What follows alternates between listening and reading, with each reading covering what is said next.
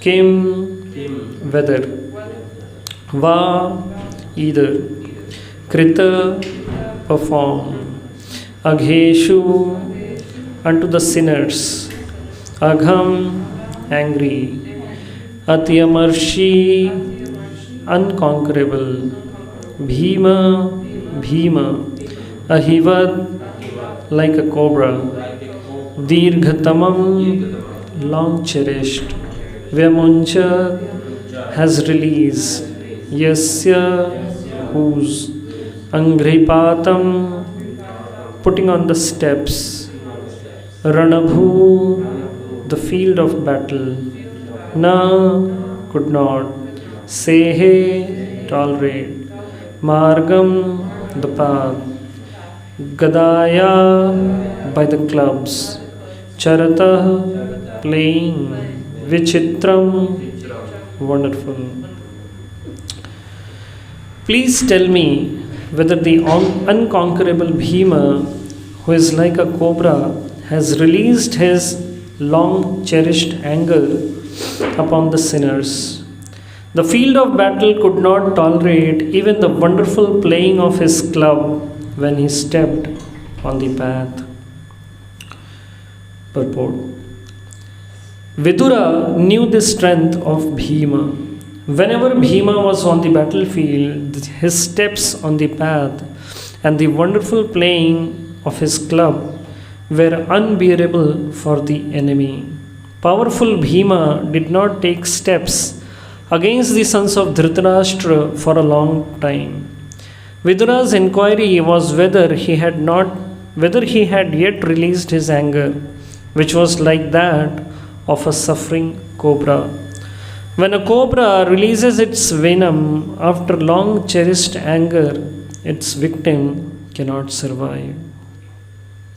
Om Jnanatimirandhasya Jnananjanashalakaya Chakshurunmilitam Yena Tasmai Shri Gurave Namaha Shri Chaitanya Manobhishtam Sthapitam Yena Bhutale Swayam Rupa Kadamayam Dadati Swapadantikam Vandeham Shri Guruho Shri Yuta Padakamalam Shri Gurun Vaishnavamscha Shri Rupam Sagrajatam Sahagana Raghunathanvitam Tam Sajivam Sadvaitam Savadhutam Parijana Sahitam Krishna Chaitanya Devam Shri Radha Krishna Padan Sahagana Lalita Shri Vishakhan Vitamscha He Krishna Karuna Sindhu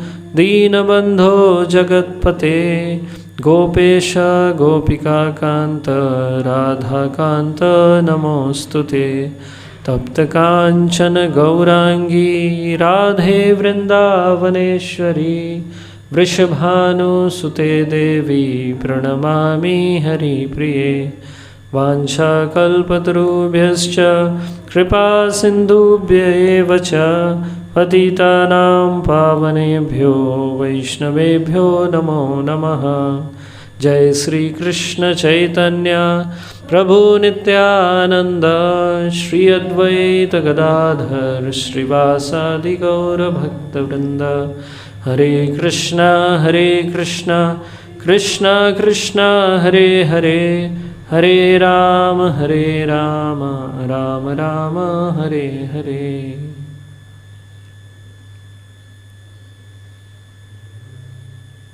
Hare Krishna. So, continuing with his series of questions, Vidura is asking Uddhava here, please tell me whether the unconquerable Bhima, who is like a cobra, has released his long cherished anger upon the sinners. The field of battle could not tolerate even the wonderful playing of his club when he stepped on the path. So we see here how Vidura has been remembering all the members of the Yadu dynasty, and he has been remembering all the Pandavas and is wanting to know their welfare from Uddhava. And one after another he is inquiring about each of the Yadu members, he is inquiring about Yudhishthir Maharaj. This particular verse is inquiring about Bhima. And while inquiring, he is recollecting the strength, the qualities of all the different personalities he is mentioning. And he is mentioning currently about, he is recollecting the prowess of Bhima, how Bhima, the strength of Bhima, and whether Bhima has yet released his anger upon the sons of Dhritarashtra, and is comparing Bhima to be like a trampled cobra. So it is said, I was hearing in a class, that how a cobra has intense capacity to retain its anger. And when a cobra, after a long period of time, when a cobra releases its anger, no one can be spared. So similarly, he is recollecting here about Bhima, because Bhima had been tolerating the Kauravas since a long time, and whether now Bhima has been relieved of his anger. So today we'll be seeing few qualities of Bhima, how Bhima, it's not that Bhima was just a angry young man, just ready to bash anyone and everyone. So Bhima was actually a repository of many, many good qualities. So we'll be discussing few qualities of Bhimasen, as he was popularly known as in the Mahabharata. That how Bhima, he was very practical person, he was a very patient person, he was a very powerful person, and he was a very principled person. So we'll be discussing each of these qualities about Bhimasen. How Bhima, he was very practical. In one of the classes of Srila Prabhupada, Prabhupada mentions that the meaning of the word Bhima is someone who is very intense or voracious. So voracious in terms of consumption and intense in terms of giving. So he was very expert in his intake as well as his outcome. So Prabhupada says that yes, a practical person is one who knows what it takes for me to serve nicely. So Bhimasen, he knew very well that for him to be able to serve very nicely, he needs sufficient amount of food. So it is mentioned that whenever the Pandavas, they used to get some alms for the Pandavas. So Queen Kunti used to put aside half of what the Pandavas used to get for Bhimasen. And in the remaining half, all the other Pandavas, Kunti Devi and Draupadi, they used to have. And that is how Bhimasen, one time, there's this popular story that we know that Bhimasen, one time he heard that, so twice a month, Bhimasen had very difficult time because all the Pandavas used to do Ekadashi. So whenever there was this Ekadashi, Bhimasen used to have nightmares that again Ekadashi has come. So he went and inquired from Vyasadeva.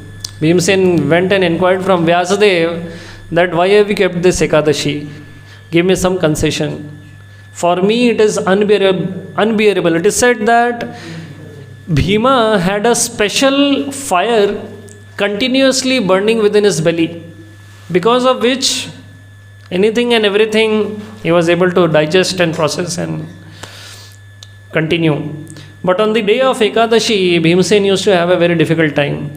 So he asked from Vyasadeva, and Vyasadeva said, okay, you need not fast from any of the Ekadashis, but you just do one Ekadashi in the summer season.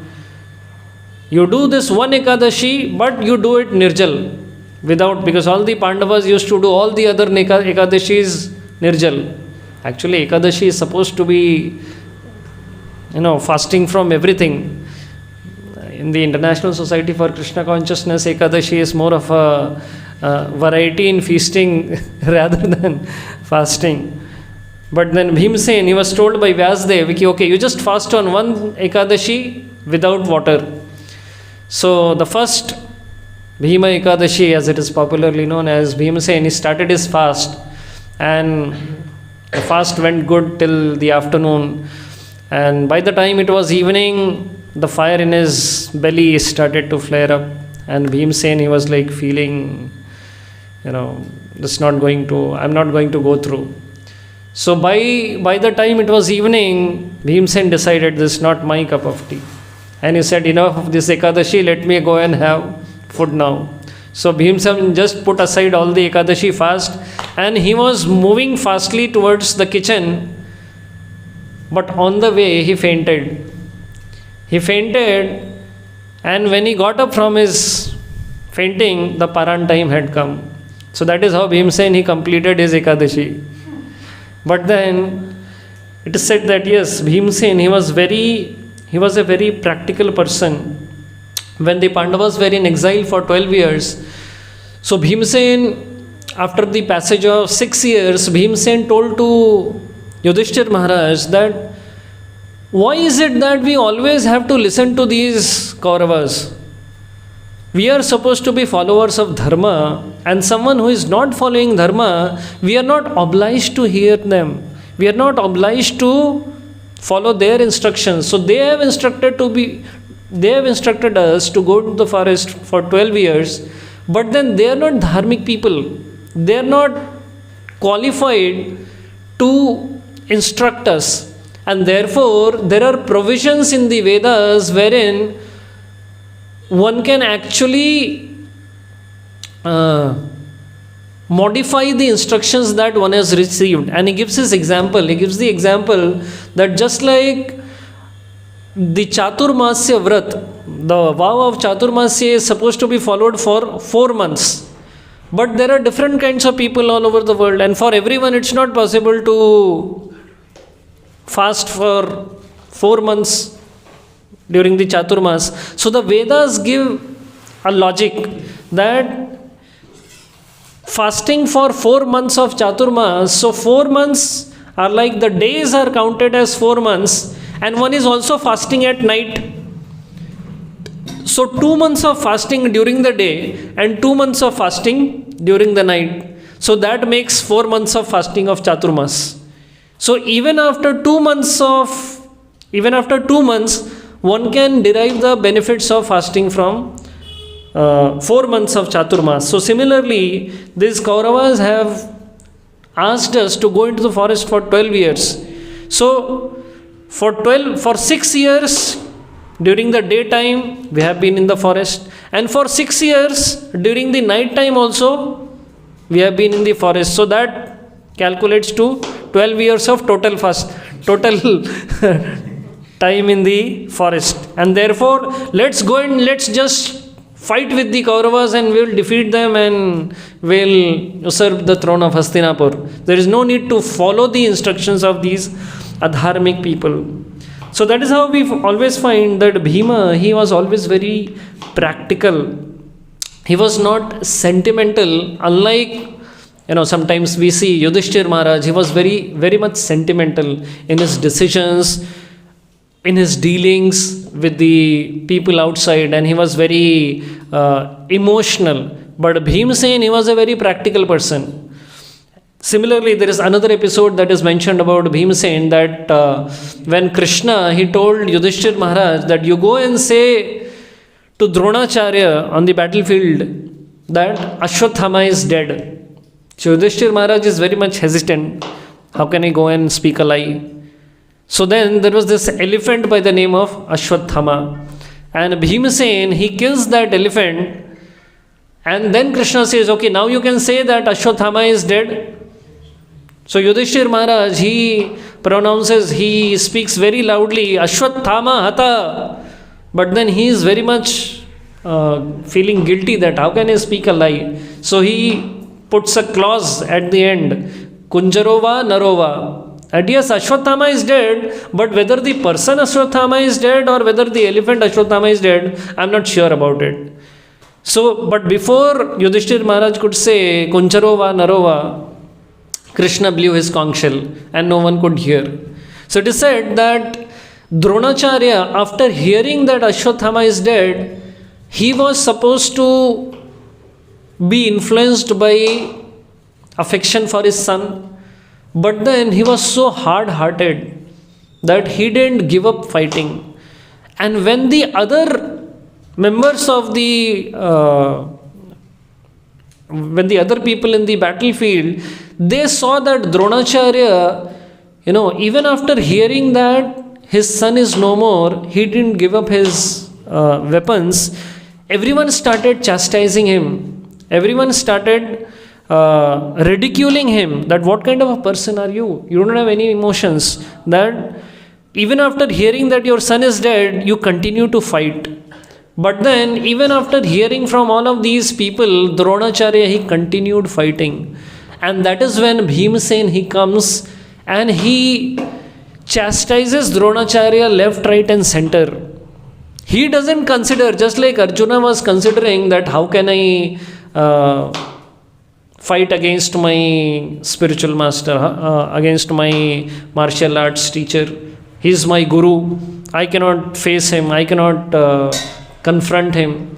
But then Bhimsen, he doesn't feel, he was a very practical person. We are here on the battlefield. I am on the side of the Pandavas. Dronacharya is on the side of the Kauravas. And therefore Bhimsen, he went up to Dronacharya and he chastises Dronacharya left, right and center, that you don't have any shame, you don't have any emotions, you don't have any conduct, that how Brahmanas should be acting. But then, and that is when after Bhimsen, he ridiculed Dronacharya, that is when Dronacharya, he put down his weapons. And just when Dronacharya put down his weapon, Krishna sends Drishtadyumna, and Drishtadyumna just comes when Dronacharya is without any weapons and he cuts off the head of Dronacharya. So that is a beautiful quality of Bhimsen, how Bhimsen was a very practical person in terms of his having of food. He knew his needs in terms of the needs of his body, needs of his mind. He always told Yudhishthir Maharaj that yes, there is no need of following the instructions of the Kauravas, but instead we should be fighting upfront with the Kauravas. And he chastised Dronacharya and was very instrumental in the killing of Dronacharya. And then finally, just like this particular verse mentions, that Bhimsen, he was a very patient person. Even though, like when Duryodhan, he asks for Draupadi in the gambling match to be put on bet, and Yudhishthir Maharaj loses Draupadi. So Duryodhan, he asks Jayadratha. Jayadratha was the son-in-law of Dhritarashtra. Dhritarashtra ji ke jamai the. Jayadratha. So Duryodhan, he asks Jayadratha to go and get Draupadi from her palace. So Jayadratha goes and he gets Draupadi from the palace. Jayadratha? Yeah. Dushasana. No, Jayadratha actually goes along with Dushasana. Something is there. But when Bhima sees that Jayadratha is behaving in this manner, Bhima actually attacks Jayadratha. And he catches Jayadratha and he is about to kill Jayadratha when Yudhishthir Maharaj stops him.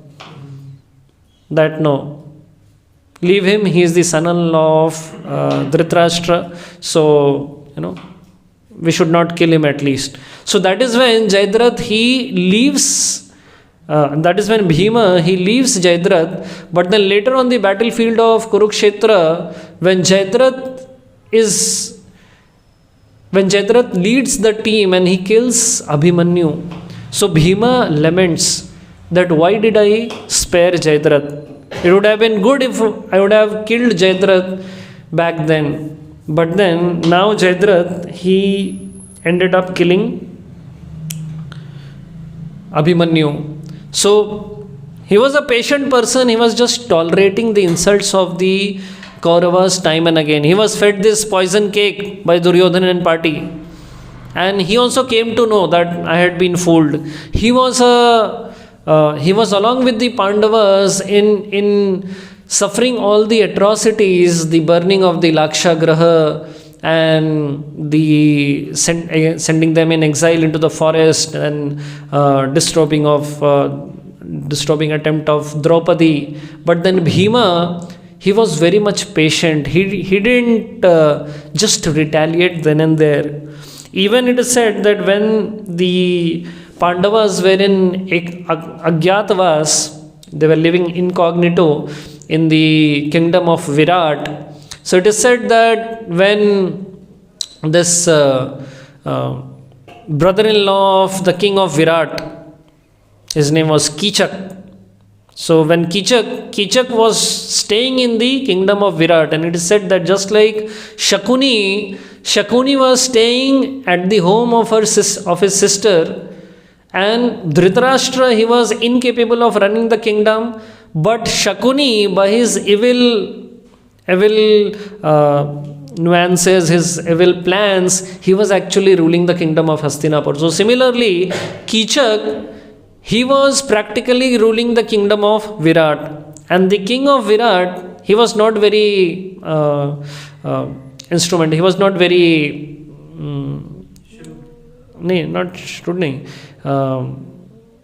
operational in one sense.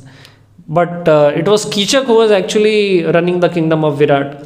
And when Kichak, he sees Draupadi as a maid servant to his sister, he asks his sister that, I like this lady, send her to me. So the wife of Virat, he says ki, she's the wife of the Gandharvas, and she has had this condition that you should be protecting my chastity, and if there is any threat to my chastity, my Gandharva husbands would immediately come and they would destroy everything here. So please be very careful regarding me. So the wife of Virat, she says to Kichak that it's not proper. But then Kichak, he doesn't listen, and then he practically forces his sister to send Draupadi to him, and Draupadi says, I can't do that.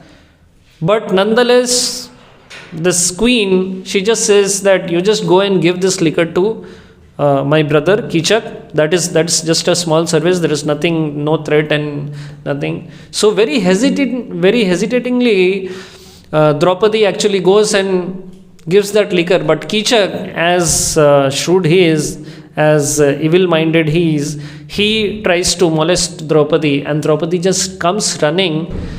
Draupadi comes running to the king of Virat Naresh, who is playing chess with Yudhishthir Maharaj. And she says that, look, this is what has happened with me. You are the king of this place, and you should be preventing any such happenings in your palace, in your kingdom. And therefore I seek shelter of you. But because this Virat Naresh, this king of Virat, he was kind of very gullible, and he was very he was overpowered by Kichak. He didn't dare to confront Kichak, and he says that, I don't know what has happened between you and Kichak. So how is it that I'll just go by what you're saying? So I'm not aware of what actually has happened. So therefore I can't give you any protection. And when Bhim to a big huge sal tree to Yudhishthir Maharaj, that you just indicate me and I'll go out, pick up this sal tree and pound this king of Virat right here. But then Yudhishthir Maharaj, he signals no to Bhimasen. So we find that at several instances, Bhimasen, he was just like a cobra withholding his poison. He wanted to. Yudhishthir Maharaj repeatedly forbade him to do so. And therefore here Vidura is asking that Bhima, whether that Bhima has yet released his anger, just like a trampled cobra that has not yet released its poison for a long period of time. So has Bhima satisfied himself? Because for a cobra to contain its poison is not very satisfactory. Snakes are known to release their poison. They are known for biting people. They are known for expressing their anger. So similarly, Bhimasen, he was known for being very expressive. Like we saw, he was a very practical person. He didn't think so much about emotional. No. I shouldn't be doing that. He was a very practical person. Whatever is needed, we should be doing. So similarly, when it came to taking revenge from the enemies, Bhimasen was very practical. But because he was repeatedly being asked not to do so by Yudhishthir Maharaj, Bhimasen, he was just patient. So there is another quality that along with the patience, Bhimasen, it's not that sometimes it is said that a person is patient because maybe he is not powerful enough. A person doesn't fight because he doesn't have so much power. वो शांत बैठा रहता है क्योंकि लड़ने की क्षमता नहीं है. नहीं. Bhimsen was patient, but that didn't mean that he was not powerful. There are many instances of how Bhimsen, he was very much powerful. And this power of Bhima is very much visible in the words of Duryodhan. When Duryodhan is addressing Dronacharya and Bhishma on the battlefield in the first chapter, 10th verse, Duryodhan is saying that, my party is, the other party is being protected by the prowess of Bhima. So although everyone knew that the commander-in-chief of the Pandava Sena was not Bhima, but was Drishtadyumna. So the commander-in-chief of the Pandavas' army was Drishtadyumna. But because Duryodhan, he was so very much afraid of the prowess of Bhima, that he always considered it was only and only Bhima that was in his mind. And he was so very much afraid of the prowess of Bhima. And it is said that yes, the power of Bhima is also evident once again in the kingdom of Virat, when after this episode of Draupadi being attacked, this attempt of attack by Kichak, Draupadi goes and expresses to Bhimsen that, your elder brother is of no use. He can't even protect my dignity. So, can you do something? So Bhimsen, he tells a plan to Draupadi that yes, you ask him to come into this palace, and there is this dancing hall next to a mortuary in the kingdom of Virat. So there was this Shamshan Bhumi, Shamshan Bhumi ko kya bolte ho aap English mein? This crematorium in the kingdom of Virat, and next to the crematorium was a dancing hall. So I was just kind of wondering, what kind of a dancing hall could there be next to a crematorium? But then in the kingdom of Virat, that's where Sairendri, Draupadi was living by the name of Sairendri as a attendant to the queen. So Draupadi, she asks Kichak to come to that dancing hall. And that dancing hall was filled with all kinds of drapes and everything. And when Kichak comes in late evening, it's dark, and Kichak is all drunk, and he sees that there is this lady sitting in the corner of the dancing hall, and in a very romantic manner, Kichak approaches her and asks for the hand. And when he receives that hand, he finds that hand is not as soft as that of a lady. The hand is kind of a bit different. So Kichak, that he gets his first surprise just by touching the hand of quote unquote Draupadi. And the moment Kichak feels that maybe there is someone else, that is when Bhimsen, he comes. It was Bhimsen who was dressed as Draupadi and sitting in that corner. And Bhimsen comes and he pounds Kichak like anything. And just like sometimes kids, they kind of break their toys, the way the kids break their toys by pulling out different arms of their dolls. And just so similarly, Bhimsen, he crackled all of the arms and legs of Kichak and pushed all of his arms and legs inside the belly of Kichak and made him into a round ball, thereby sending him to the abode of Yamaraj. So Bhimsen, and when this denotes the power of Bhimsen, because it is said that Kichak, there were only 3 people in the entire creation who could have killed Kichak. So when this news of Kichak getting killed spread all over, Duryodhan was very much astonished that this Kichak was a very powerful fellow. Who is it that could have killed Kichak? And Bhishma, he says that in the entire creation, there were only 3 people who could have killed Kichak. First was Shailya, then was Bhima, and there is one more person, maybe there is one more person. So there were only these 3 people. So that is when Duryodhan, he gets this doubt that maybe the Pandavas are there in the kingdom of Virat. So after the killing of Kichak, it is said that the sons of Kichak, Upa-Kichak, there were hundreds of these sons. So all of these Upa-Kichaks, they were also very much powerful.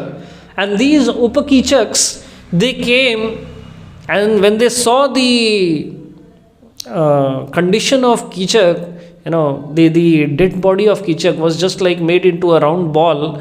The Upa-Kichaks, they decided, okay, we'll burn Kichak nonetheless, but then we'll also burn this lady, Draupadi. Because Kichak wanted to marry him, and because he wanted to marry him, she should do sati. So they forcibly went to catch Draupadi for forcibly putting her into the fire as well. And when Bhimsen, he came to know this, he comes there and he picks up these sal trees and he kills all of these Upa-Kichaks, 100 of them, and sends all of them to the abode of Yamraj. So it's not that because Bhimsen was very much patient, he was not powerful. So sometimes we find again, people who don't act, they're misunderstood to be weak. But then here Bhimsen, although he was very much powerful, the reason why he was very patient was because of his 4th quality, because of his quality of being principled.